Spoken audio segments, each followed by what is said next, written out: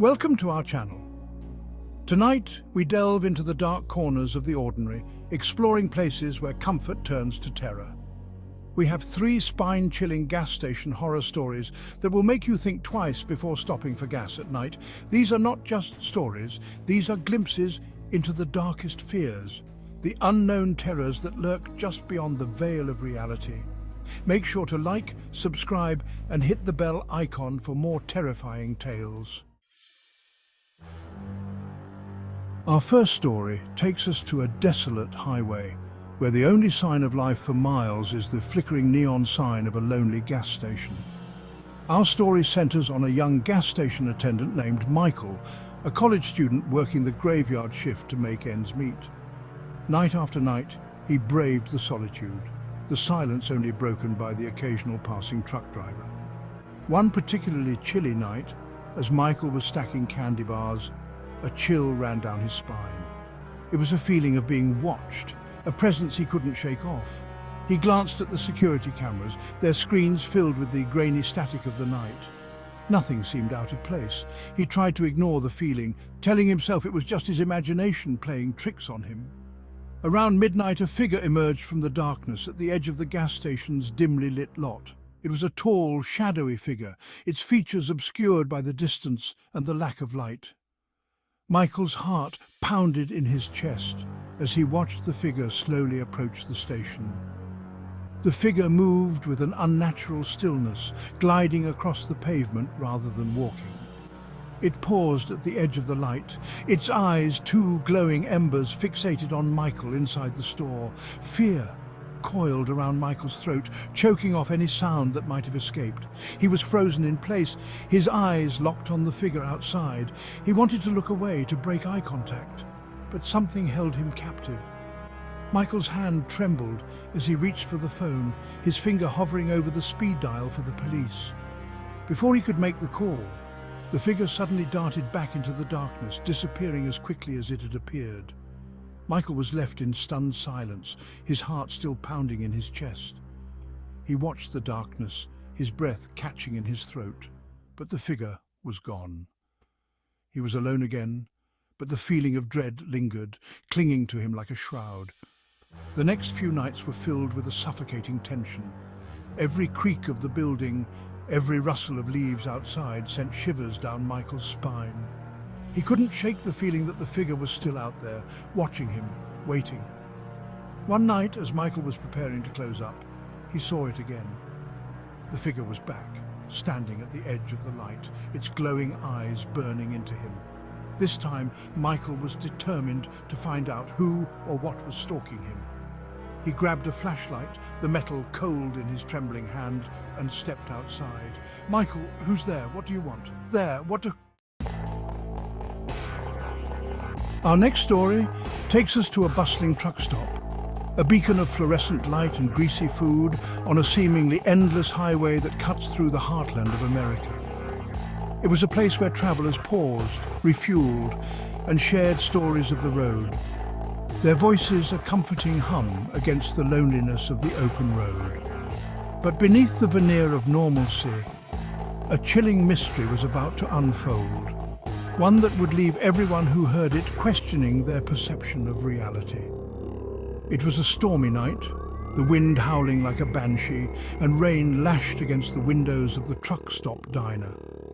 Inside, a weary waitress named Sarah was serving coffee to a handful of truckers, their weathered faces illuminated by the flickering neon sign outside. The diner door swung open, letting in a gust of wind, and a man Sarah had never seen before. He was tall and lanky, dressed in a dark raincoat that seemed to absorb the light, making it difficult to make out his features. He moved with a strange stiffness, his head down, as if he were trying to avoid being seen. The man walked straight to the counter and sat down, his back to Sarah, as if he were trying to make himself invisible. "Sarah, rough night out there." The man didn't respond.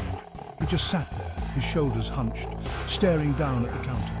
"Sarah, can I get you something? Coffee? Pie?" The man slowly lifted his head, and Sarah could have sworn she felt a chill run down her spine. His face was pale and gaunt, his eyes sunken and dark. as if he hadn't slept in days. He looked at her with an expression that sent shivers down her spine, a mixture of fear and desperation like a hunted animal. He opened his mouth to speak, but no words came out. He just stared at her, his eyes wide and pleading. "Sarah, are you okay, sir?" The man nodded slowly, then reached into his pocket and pulled out a crumpled dollar bill. He placed it on the counter, then pointed to the coffee pot. Sarah poured him a cup, her hand shaking slightly. He took the cup, his fingers long and pale, and brought it to his lips. He drank the coffee in one long gulp, then stood up and walked out of the diner without a word. Sarah watched him go, a sense of foreboding washing over her. She couldn't shake the feeling that something was terribly wrong.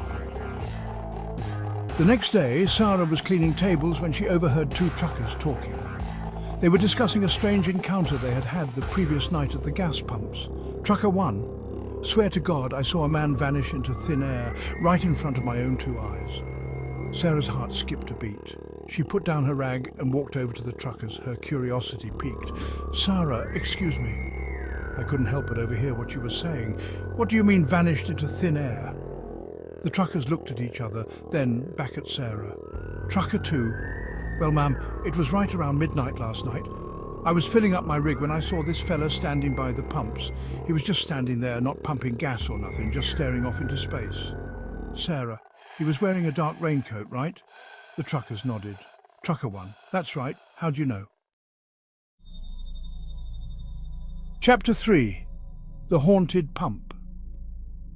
Our final story takes us to a small town where time seemed to stand still, a place where the past lingered in the air like the scent of honeysuckle on a summer night.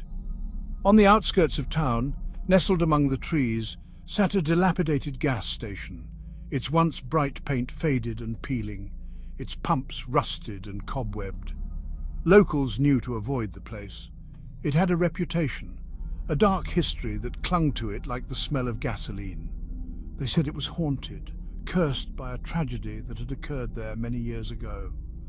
The story went that a young couple, madly in love and on the run from something dark in their past, had stopped at the gas station seeking refuge for the night, but their pursuers had caught up to them and in a fit of rage and despair had set the gas station ablaze, trapping the young couple inside.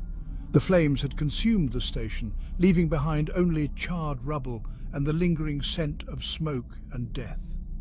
Now it was said that the ghosts of the young lovers haunted the gas station, their souls forever bound to the site of their tragic demise. People told stories of strange occurrences at the station, unexplained noises, flickering lights, and a feeling of being watched. But the most unsettling stories revolved around pump number 3, the very pump where the young couple's car had been parked on that fateful night. It was said that the pump was cursed, that it had a mind of its own, dispensing gasoline erratically, often overflowing, drenching unsuspecting customers in the pungent fuel. Some even claimed that the pump would start on its own, its motor whirring to life in the dead of night, the numbers on its displays spinning wildly as if possessed by an unseen hand. One night, a group of teenagers, emboldened by a dare and a few too many beers, decided to see for themselves if the rumors were true. They piled into their car, the radio blasting, their laughter echoing in the stillness of the night, and drove to the abandoned gas station. The station was bathed in an eerie silence, the only sound the chirping of crickets and the rustling of leaves in the wind. The teenagers pulled up to pump number 3, their bravado beginning to waver in the face of the oppressive atmosphere. "You sure about this, man?" one of the teenagers asked, his voice a nervous tremor. "This place gives me the creeps." "Don't be a chicken," the driver said, his voice laced with false confidence. "It's just an old gas station. Besides, what's the worst that could happen?" He got out of the car and swaggered over to the pump, fumbling in his pocket for the gas cap. As he touched the pump, a cold wind swept through the station, whipping his hair into his eyes. The teenagers in the car shivered, a sense of unease settling over them like a shroud. The driver ignored the warning signs and inserted the nozzle into the gas tank. He squeezed the handle, but nothing happened. He squeezed it again, harder this time, but the pump remained stubbornly silent. "What the—" he muttered, shaking the nozzle in frustration. Thank you for watching. If you enjoyed these stories, don't forget to like, comment, and subscribe for more horror content. Remember, these stories are based on real people's experiences, on their fears and the things that go bump in the night. Stay safe, and remember, sometimes the scariest things happen in the most ordinary places.